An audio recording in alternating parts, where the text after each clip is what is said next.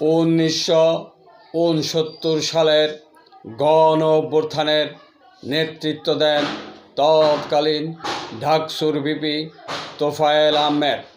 সর্বদলীয় ছাত্র সংগ্রাম পরিষদের উনি আহ্বায়ক। 17 জানুয়ারি গণ অভ্যুত্থানের কর্মসূচি শুরু হয়। তারপর 20 জানুয়ারি আসাদকে হত্যা করা হয়। 24 জানুয়ারি মতিউর, মকবুল, রুস্তম, আলমগীরকে হত্যা করা হলে তা জনবিস্ফোরণে এবং মানুষ রাজপথে নেমে আসে। শান্ত আইন ভঙ্গ হয়। 9 ফেব্রুয়ারি পল্টনের জনসভায় তোফায়েল আহমেদ স্লোগান ধরে, শপথ নিলাম মুজিবকে মুক্ত করব।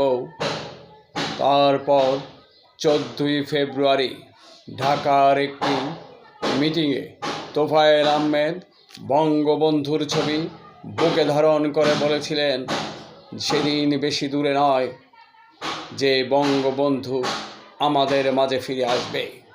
তারপর 21 ফেব্রুয়ারি পল্টনের জনসভায় উনি 24 ঘন্টার আলটিমেটাম দেন। সেখানে তিনি বলেছিলেন যে বঙ্গবন্ধুকে 24 ঘন্টার মধ্যে মুক্তি না দিলে লাগাতার কর্মসূচি দিয়ে দেশ অচল করে দেওয়া হবে। 22 ফেব্রুয়ারি বঙ্গবন্ধু মুজিবকে আগরতলা ষড়যন্ত্র মামলা থেকে মুক্তি দেন। 23 ফেব্রুয়ারি সোহরাওয়ার্দী উদ্যানে সর্বদলীয় ছাত্র সংগ্রাম পরিষদ বঙ্গবন্ধুকে সংবর্ধনা দেন।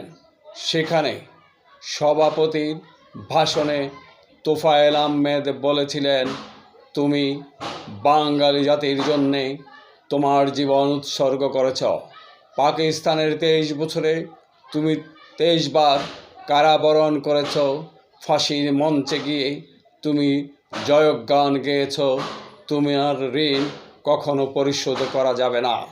তোমার ঋণ আমরা পরিশোধ করতে পারবো না, কিন্তু কৃতজ্ঞ বাঙালি জাতির কৃতজ্ঞ চিত্তে আজ তোমাকে বঙ্গবন্ধু উপাধিতে ভূষিত করা হলো।